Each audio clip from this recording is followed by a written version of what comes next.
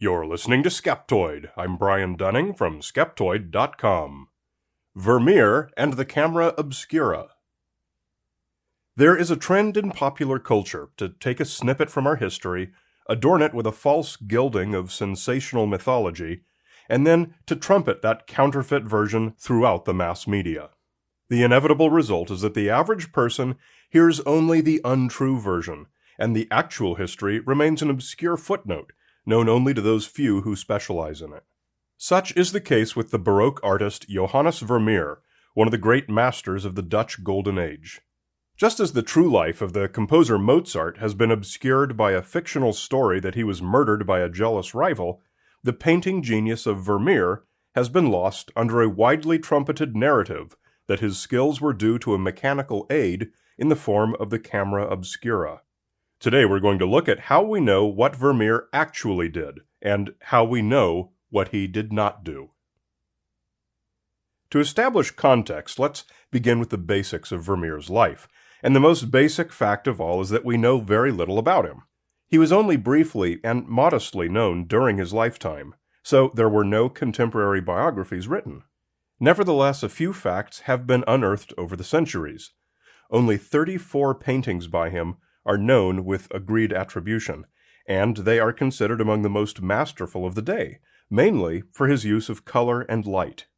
His early works depicted classical, large-scale mythological and religious themes, but his later works, for which he is best known, were quiet interior scenes, mostly set in 2 rooms of his own house.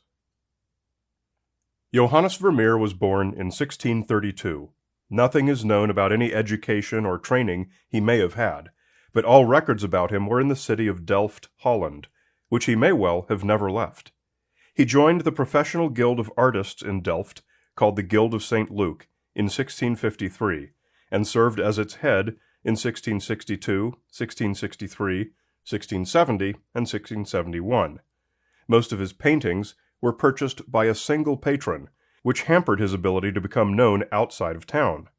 Working mainly as an art dealer, Vermeer was poor, and when he died in 1675, he left his wife and 11 children deeply in debt.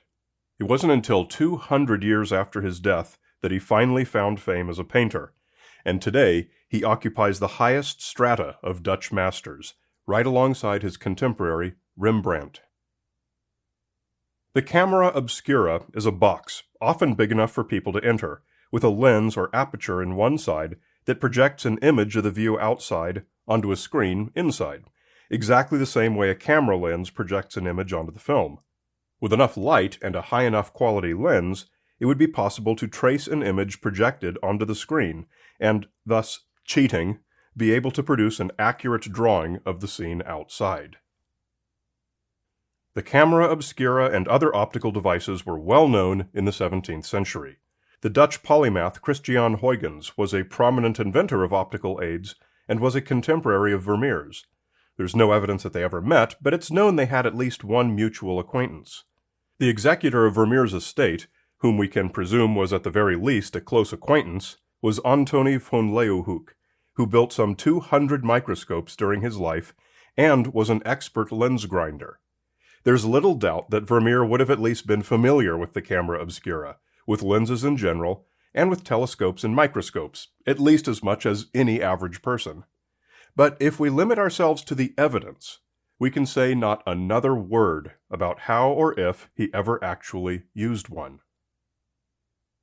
And so it wasn't until about 300 years after Vermeer's death that a few people began to speculate that Vermeer must have used a camera obscura, or some similar aid, in producing his paintings. It's a theory that arose outside of the art history community, with only a very few actual experts on Vermeer and/or the period joining in that belief, despite the fact that most information on the topic widely available today on the internet accepts it as a given. It is not. This optical aid conjecture reached its peak of pop culture awareness in 2001 with the publication of the book Secret Knowledge: Rediscovering the Lost Techniques of the Old Masters, written by the British pop artist David Hockney. Based largely on seeing and being impressed by the realism of classical paintings in museums, Hockney hypothesized that optical aids must have played a role in the emergence of realism, not just in Vermeer's work, but in all post-Renaissance Western art. Hockney collaborated with a physicist and optics expert, Charles Falco, who was of the same opinion. Their conjecture quickly became known as the hockney-falco thesis. It does not offer any evidence that optical aids were used by any of the artists discussed, as none exists, but was based mainly on Falco's expertise in optics and his careful study of distortions in the subjects being painted, distortions which he attributed to the effects of lenses being used. Their claim was aptly summarized in the 2013 film Tim's Vermeer, which chronicles the 5-year effort of retired software guru Tim Jenison to recreate a Vermeer painting using his own clever optical technique. Hockney challenged conventional wisdom by suggesting that when artists of Vermeer's day began to paint more accurately, they were no longer using just their eyes and their imaginations. They were secretly getting help from optical machines like the camera Obscura. Hockney-falco has been controversial ever since it was published, with the main participants on both sides in the debate being physicists and optical experts. It's important to note that it's virtually ignored inside the world of legitimate art history, where it carries virtually no significant currency. To art historians, who are familiar with the development of art over the centuries, and for whom there are no gaps in post-Renaissance art that need to be filled with an extraordinary new claim, the whole idea is little more than the argument from personal incredulity. I don't personally see how an artist could create such a realistic scene, therefore he couldn't have, therefore some mechanical cheat must have been used. But 2001 was a double whammy. It also saw the publication of Vermeers Camera by Philip Stedman, a professor of urban studies who specializes in building energy usage. Stedman's book was a primary influencer for Jenison. Stedman's belief was that in 6 of Vermeer's paintings that all depicted a scene in the same room in his house, the perspective showed that the eye of the artist was precisely located where a lens would have needed to be if a camera obscura was projecting an upside-down image onto the wall, and that image was exactly the same size as Vermeer's final painting. Although Stedman's evidence that Vermeer used a camera obscura was mainly geometric, Falco relied mainly on subtle artifacts in the paintings themselves. For example, Vermeer sometimes painted softer edges on objects close to the foreground or far in the background, as if they were rendered out of focus by a lens, or added sparkling points of light that could be interpreted as lens flare. Why Vermeer would have painted something he knew to have been the result of a lens imperfection is not, however, persuasively argued by any of the proponents. There are 3 main aspects of Vermeer's work that the optical proponents point to as evidence: perspective, composition, and color. Let's take a quick look at all 3. Starting with perspective. Ever since his own day, people have been praising Vermeer's excellent perspective. However, the same has been said of many of his contemporaries, as perspective was considered an important element in paintings, one of the skills most prized among top painters. Hockney-falco proponents argue that his perspective was so good that it was most likely achieved by tracing a projection, though oddly not making similar claims about Vermeer's equally skilled peers. However, Vermeer's paintings have all been X-rayed, and in almost all of them, we find pinholes in the canvas at the vanishing points.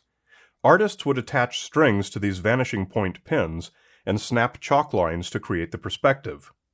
We need not speculate here. Vermeer left us physical evidence of the method he used to create perspective. Next is composition. Much is made of the fact that Vermeer was a master of composition, and that a camera obscura would have allowed him to move things around the room and preview the images until he achieved the perfect balance of objects. However, sketches are how artists typically do this, not with a camera obscura.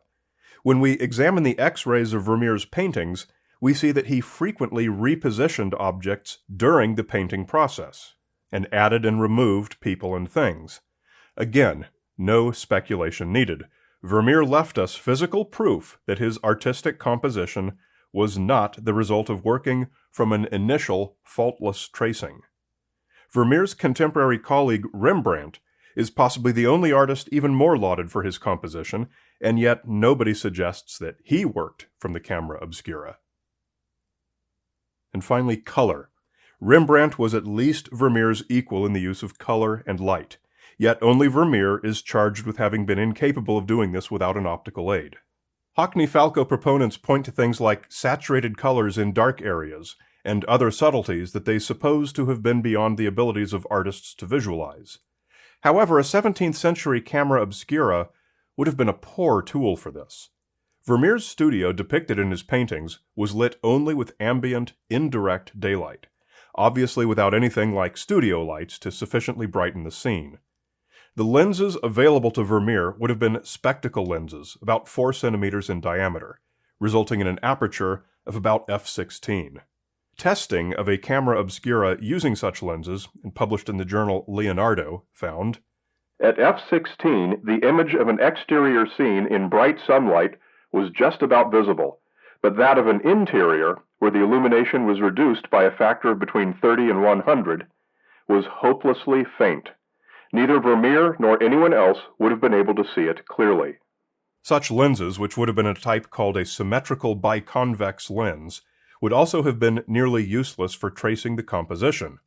Only the center of the image is in focus, becoming radially blurred as you move off-center.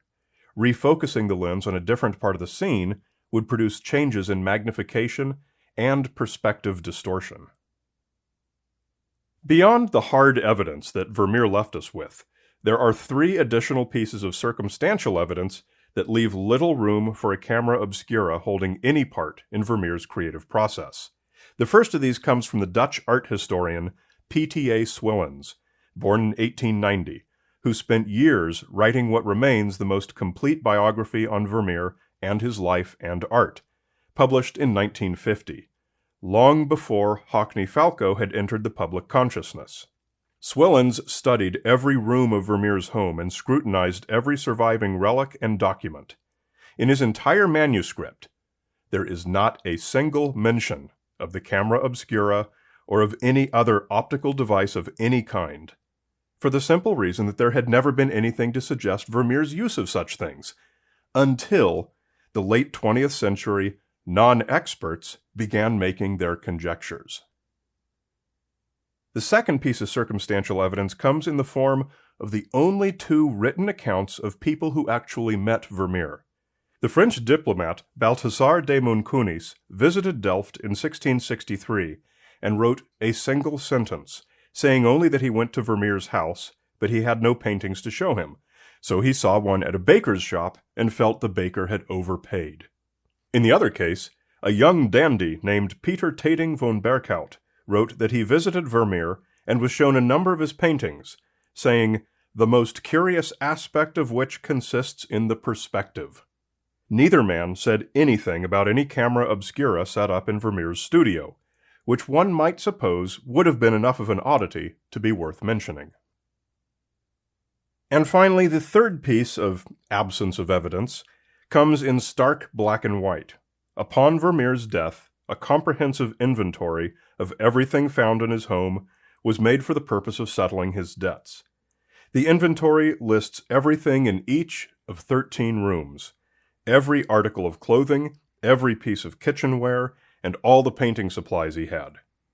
Conspicuously not listed, a camera obscura, or any part of one, nor any lenses or optical devices at all. Taking all into account, the 20th century introduction of a camera obscura into Vermeer's work seems bizarre, arbitrary, and entirely unnecessary, to say nothing of being incompatible with the evidence Vermeer left us. Physicists and optics experts are neither painters nor art historians, and their musings on the subject should not be given prominence over the findings of those who spent their careers studying Vermeer in context and in conjunction with other experts. Although the idea that Vermeer's genius was merely the result of an optical aid is tantalizing, it's best to keep a firm separation between actual history and clever challenges like Tim Jenison's project. The tendency of intriguing misinformation to take root and spread is something against which we must always be vigilant. Whenever we have an idea in our heads for which we seek only confirming information, that's exactly what we will find. Huge thanks to Skeptoid Premium supporters Bruno van de Castella. Yes, Bruno, I did manage to get you into a Dutch episode. Brent Medling, Phil, Lisa, and Tyler Williams, and Zachary Chipala. Skeptoid is a 501c3 educational nonprofit, and we do rely almost entirely upon private grants, donations, and monthly micropayments from generous donors just like you. Please become a premium member if you're not one already. It's easy to do, and just as easy to get access to the premium show that has more than 10 times as many episodes in the feed.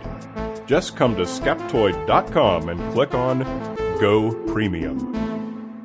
You're listening to Skeptoid, a listener-supported program. I'm Brian Dunning from Skeptoid.com.